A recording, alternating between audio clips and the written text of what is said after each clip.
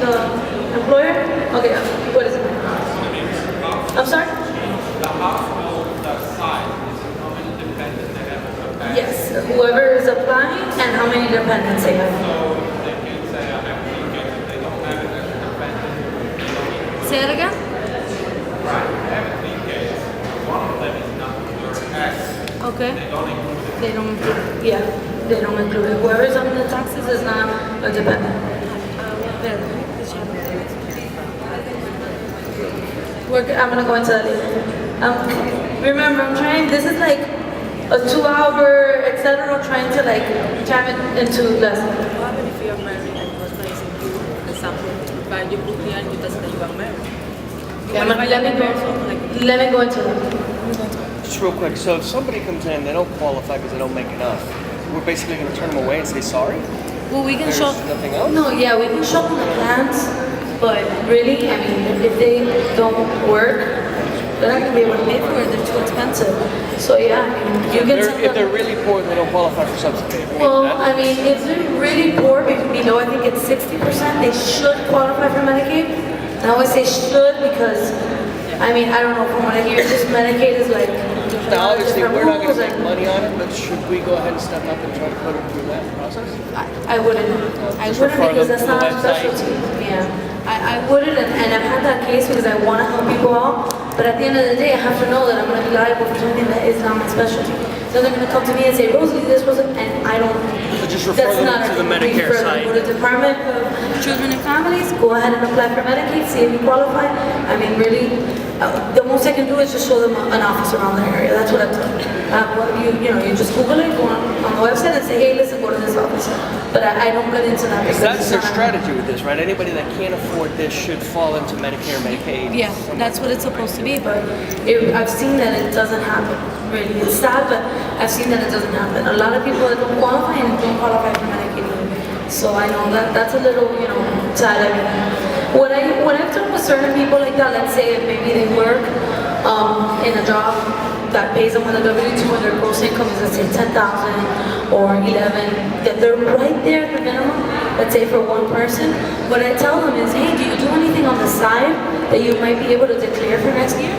Yeah, and they will tell you, yeah, I sell empanadas in the weekend, or I do nails sometimes, or I'll take care of my grandchildren. You get paid for it? Yeah, but it's cash. Don't worry about it. Declare it next year. It's just, I mean, how much is it? It's so little that, what are you going to pay taxes on that? No. Yeah, And you're going to qualify for a plan that is going to offer you so much help. I mean, the difference is huge. So that's, in that case, I mean, sometimes that's what I I do. mean, if somebody's close, it's fine.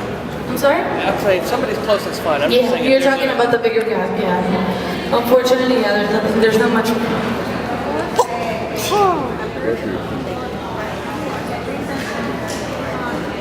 Hold on. Guys, please, whoever, I mean, back there I see a lot of people talking and it really distracts me.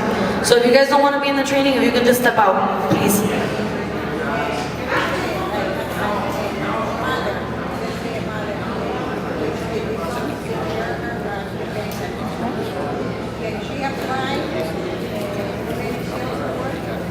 Yes.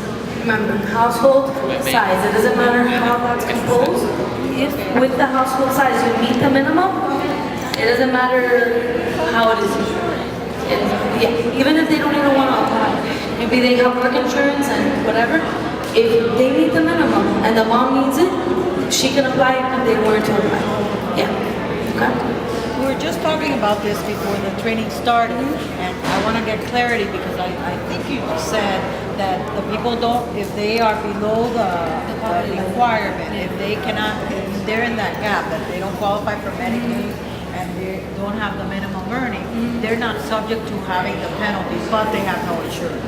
Now, what if they're close and the lady says, yes, I make $3,000 extra cleaning houses, and that year, the tax time comes, and she declares less than that. Is she subject to Last paying year, tax? yeah.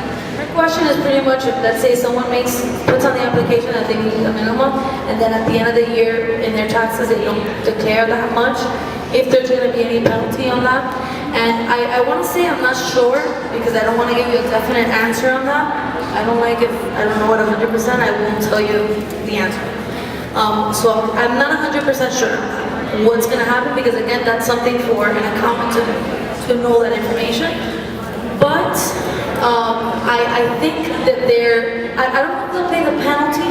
No, they won't pay the penalty because they had insurance, but what we thought last year is that they might be, some kind of, I don't know if they would have to return some money or whatnot, but reading up on it more, they said that no, that they wouldn't have to, so. It's like a really big headache. I mean, guys, I don't want to tell, why am I hesitating to tell you this?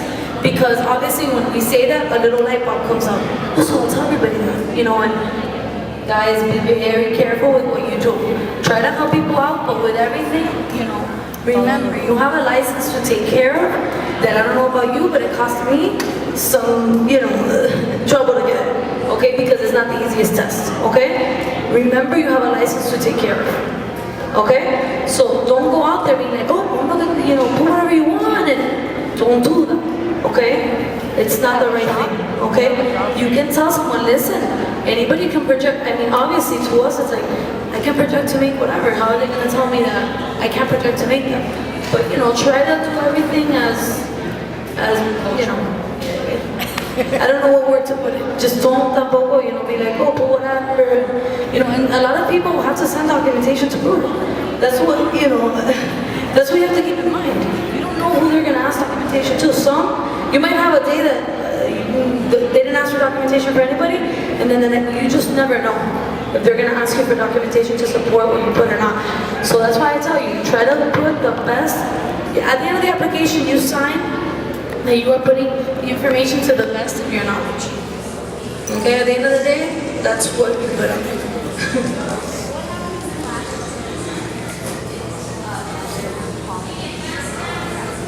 Not a problem. Yes.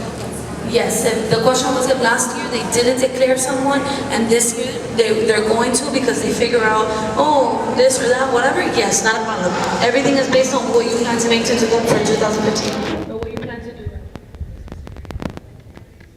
Is what? It's both.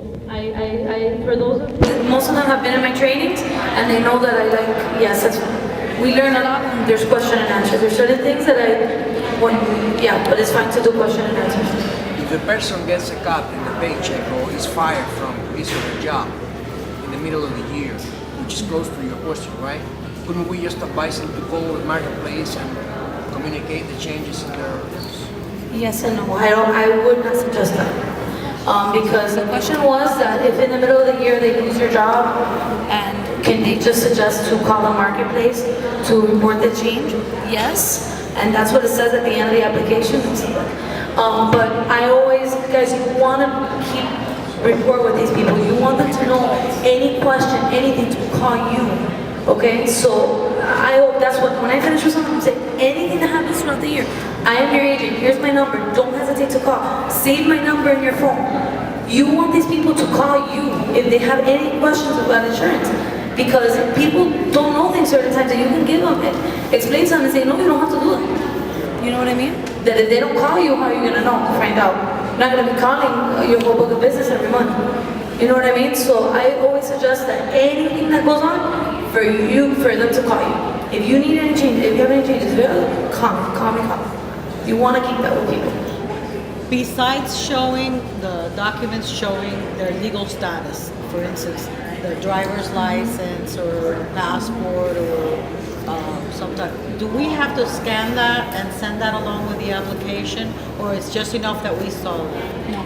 You just advise them. Her question was about supporting documentation. That's after you do an application. Sometimes they'll ask you if someone's not legal to send in their resident card or whatever proves for them to be legal, or sometimes to prove what their income would be, like a pay stub or past taxes, stuff like that. Her question was if she needs to send that along with the application in that moment, is what I'm understanding. And the question is no. They give you a deadline, which is about 3 months. Your job is to inform that person. If they have the document there, go ahead. try to upload it. You see a lot of people here with printer and scanners, guys, it's not really necessary. If you have a phone that takes a picture, that's the easiest thing. Sometimes it's even quicker. Take a picture, crop it, go into their system and upload it. From the iPad is really simple too. That's what I do. I do it from my iPad. And so they have it, it's super simple. I mean, literally it takes me less time to do it from my iPad than to scan it. Because scanning, it just takes longer, then I have to, whatever. But that's just my personal opinion. I'm just giving you my opinion. Dropbox. Yeah, but I mean, when you have to like, I don't know, whatever. Here to Dropbox. Do what you want. Here to Dropbox. Oh, from And then Dropbox, you just upload it and send it. from there to You can take the picture onto Dropbox. On your computer, you have Dropbox. Which you that you can do that too. I just send it from my iPad and send it there, but whatever. That's up to you guys. But what I'm trying to say is, if it's there, do the favor for them, because you're gonna save yourself a headache and later on, because people will forget. And if they don't send that documentation, they could cancel their plan. It did happen. Okay, I thought that the marketplace was not going to keep up or follow through with that, and it did. They did. So I had some people that were canceled because of that. So yeah, try to do it if they have the documentation. What happens if an applicant is married, but the other partner doesn't want to file jointly at the end of the year? Okay, that's what I wanted to go into. So let me take the last question, and I'm gonna go into them. Okay. We talked about, when people do have to pay their premium, and in order for them to get their card and everything, are we gonna have like, for No, at all. No. Of course not. No. The question was if we have an ATM or something. No, that would no way. They're gonna be paying That is that. all electronic, depending how the carrier wants to receive that payment, which we're yet to find out. I haven't been able to play around and see until I enroll someone. But will we be able to do that on our Of course. computer with your credit card? Yes, every carrier is different, so that's not a definite answer. I can't tell you yes for every carrier is different. Okay. One more question. What We'll have about to the go ones into that have that want to check? Or is that something? No, we do not take any guys at cash, all, no check. at all. I mean, we do not take any cash, any check. We do not take payments. We're an agent who's facilitating them to get their insurance. That payment needs to be directly with the company. We are not the company. We represent them in order to get the insurance, but we can take an electronic payment, of course, yes. But I mean, as actual physical money, no cash, check, nothing. You cash, no. Okay, no physical money. You can take an electronic payment depending on how the carrier accepts it or not, which we're yet to find out, like I mentioned, but no actual money. You can't receive actual.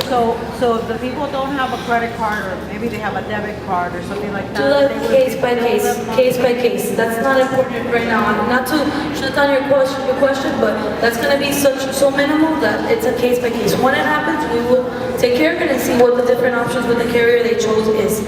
Okay? Let me go into the question we had, and this is one of the most important things, which I usually say early on in the training, and I didn't mention. Okay? If you are married, I'm going back into this, okay? I think we finished on the self-employed and W-2. I think everybody got that, right?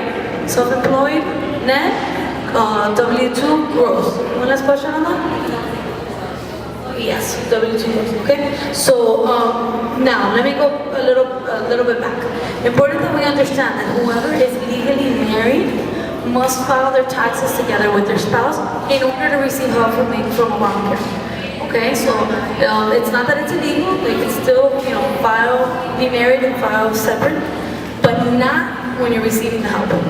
Okay, so if they don't want to file together, then tell them, okay, well then you can't get the help. Okay, if you're married, legally married, okay, then you must file taxes together with your spouse in order to qualify. Okay, exceptions. Okay, the exception for that rule is if they plan to be divorced by the end of this year, because a lot of people will come and they'll tell you, oh, but I'm separated. I would always tell them, if it offended them, I'm sorry, but I told you, listen, the government doesn't see separation. They see either you're married or divorced. I'm sorry, okay? So really, I mean, how can you really determine I'm separated? Trying to work it out. Yeah, I mean, come on, okay? No. Either you're married or you're divorced. And if you have, but if they're in the process of a divorce, then they can do it. You tell them, okay, in the application or on the application, I must put that you are not married, because if you put that the person is married, you have to include that person's information. It's gonna ask you what's that person's name. There's no way of bypassing that. Okay, you can't say, hey, I'm married and I don't want to include you. No, that it's already a person included as a dependent, okay? And then it's gonna ask you if you filed taxes together with that person. If you put no, you're not getting the help, because that is mandatory. You guys, everybody heard that? Okay, if you put that a person is married and you put that they are paying taxes together, you automatically don't get help. Let me finish this and then I'll take some questions. Okay, I need to finish this. You guys got that? Now, exceptions. If someone is in the process of a divorce and they plan to be divorced by 12/31 of this year, then they can, in the application, put that they're not married. So at the end of the year, when they do their taxes, they're going to be not married at the end of the year. Okay? That's, if they're in the process of divorce. But then they're going to want, some people will get scared and they'll be like, oh, but I'm still married now. What are the IRS? You have to understand, you'll see as you start dealing with people are really scared of the government, guys. They really are, okay? So, you're going to be some people that are going to freak out and be like, but wait, but no. And you explain to them, but it's the only way of doing it. Okay, I can't put that you're married and then not include that person. It's okay, because if at the end of the year you'll be divorced, it's okay. Don't worry. Just make sure you're divorced at the end of the year, okay? But don't worry, okay? Second exception is if that person, which was a question we had, I think, was if that person is, or they had asked me over here too. If you're married with someone and they left you, you have no idea where they're at, they're no longer in existence to you, then that's an exception that the IRS has given, if that's the case, okay? Guys, that's not something to go ahead and tell that person. If they tell you, then you tell them, okay, that's an exception. But don't go out and tell that person, oh, because the only exception is blah, blah, blah, blah, blah, because then everybody's gonna say that their husband's disappeared. Come on, guys, use your common sense. Let's be rational and reasonable, okay? Don't go and deliberately tell that person this is the only exception. People will find a way around it. You're gonna have 100 applications that they're all missing spouses. What does that tell you? When someone comes and checks you, and if you get, come on, you have 100 really that are missing? I did last year 1,000 and I had 2. Come on, it does happen. To me, it was a shock last year. I'm like, really, that happens? Your husband just leaves you and you don't know where they're at? But it does happen, okay? But just be, rational. Okay, so that's really the only exception. The IRS has also said that if there's abuse in the family or in the relationship, that could be another thing. To me, that's a really gray area. I don't, how can you prove that, whatever. So yeah, that's another thing that the IRS put on the thing. I don't know what to tell you about. I'm giving you the information I know, but I don't really agree with that being one of them. I don't think anybody's gonna come and tell you that there's abuse in their marriage. Let's be honest. I don't think that anybody's gonna tell you that. So, what do you mean? You tell them, guys, if you're married, you must do your taxes together. That's it. What I'm telling you guys is so that you know if you have it happen to you. This is not something that you're gonna go and tell people deliberately, is what I'm trying to tell you. You just have to know the information if it happens. You understand? This is not something you're gonna go and analyze when you sit with someone and they tell you that they don't do your taxes. Oh, but do you have one of these? A, B, C, D? No. This is if they come to you and they tell you, listen, my spouse is nowhere to be found. Oh, okay. Well, in that case, then the IRS says it's okay to, and in their taxes, and I've spoken to taxes, they already come out as single. If the spouse is nowhere to be, in their taxes, they're already filed as single. They're not filed as married. So, that's a case-by-case basis. General rule, guys, if a person is married, they must do taxes together. If not, they don't qualify for it. That's it. You like it, you don't, that's your decision. Okay, but that's how it is. So 2015, I'm sorry. I'm still stuck on the last year, but yeah, 2015. Yeah, because I'm gonna ask you before the person that is married, the husband is in Cuba, for example. Yeah, I see what you're saying, when it's a little bit. Her question was, what if the person is married, but the spouse is not In the here United living, States. he's in another country or whatever, I guess that would kind of be the same, kind of rule where they're not here. In this country, they're not married, really. So I think that's the same thing. You can put that they're not married, yeah. I mean, they're making, never know, but Is there a specific area in the application that you can reflect that the whereabouts of the spouses are known? no, that's the thing. Single. That whenever you have to put single. That's the thing. His question was if there's any way of putting that as an explanation on the application, and the answer is no. It asks you very simple. You married, yes or no? No if, buts, nothing. So that's why you have to know that information to know. Oh, okay, I'll just put single. You see what I'm saying? What would you say if you've been sent a referral and they call you for an appointment? What would you say would be a good checklist of the documents that they need to bring with them? Not very simple. The only thing would be you can ask them for their income taxes as a guideline. If it's not the same, then it doesn't matter. You're going to put what they project to me. But if it is the same, it's a good guideline. So their income taxes, any pay stubs, and their proof of their legal status. So passport, which you really won't need that much. Only if a person's naturalized and they're asking them for their naturalization certificate, which is rare. But if you want to tell them, bring a passport, and if they are residents, they do need to bring the document because you're going to have to put in that information so that they won't have to send it later to healthcare. Yeah, so her question was about what should you, when making an appointment, what should you tell people to bring? Okay, so that was the answer. We're qualifying them here. Okay, how it will work is that they come in, this is for your appointment, so what I'm talking about. When a person comes in, that's all done in the front. They already come to you with these questions answered.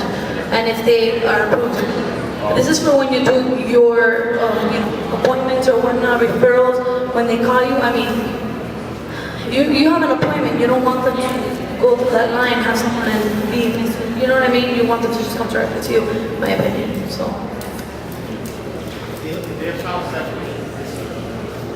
But yeah, not a problem, remember, the next year is the one that matters. This question was that they filed separately this year, but they go here to that's fine, that's all what's gonna happen. What if the spouse is in jail? They would still clear. Yeah, they're still in jail. They don't want to get divorced, then yeah, that's their spouse, I mean. Yeah.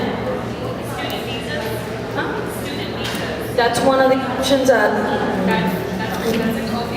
Yes. So, yeah. I think it's on there as a visa, different. Yeah. The what? Some of the documents that they can bring when making an appointment.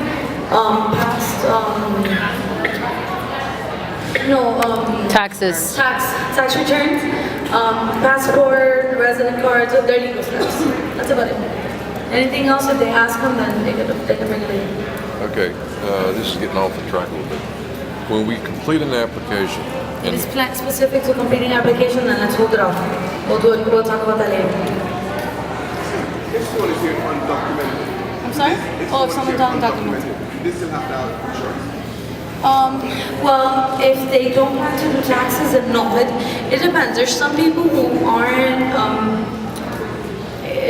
they'll give them what's called like a TIN number, or a PIN number, something like that, and they're able to do taxes. They're still considered like not, but they could do taxes. So they'll have some type of. But you see, what happens in most of these cases is that maybe one person is undocumented, but the spouse will have enough income to, and they could.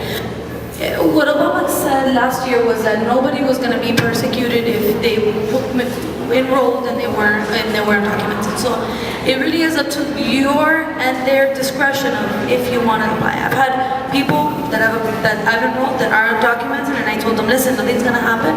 He did say that you're not going to be persecuted, and they're like, okay, let's do it. Then I had some people who were totally scared, and I told them the same thing, and they're like, no, I'm too scared. So that's also going to be a case-by-case basis based on what that person wants to do. Okay?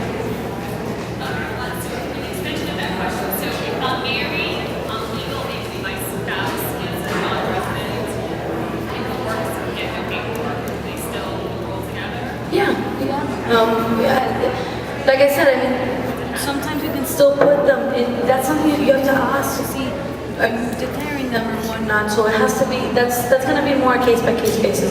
Remember guys, in every location, when these things happen, you'll have a manager or whatnot available to ask you, and you'll learn as you go. Those are things that are gonna be very specific to certain people, so, you know, play that by ear as far as how it goes, alright? So, you know, I think everybody got the general idea of how this table works.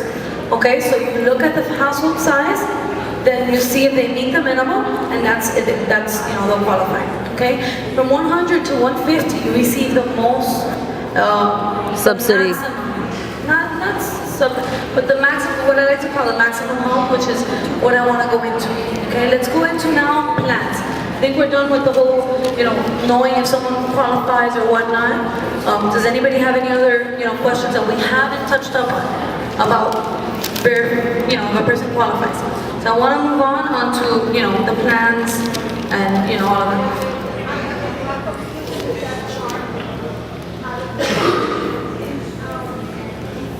It's a household of 8 people. They make their places.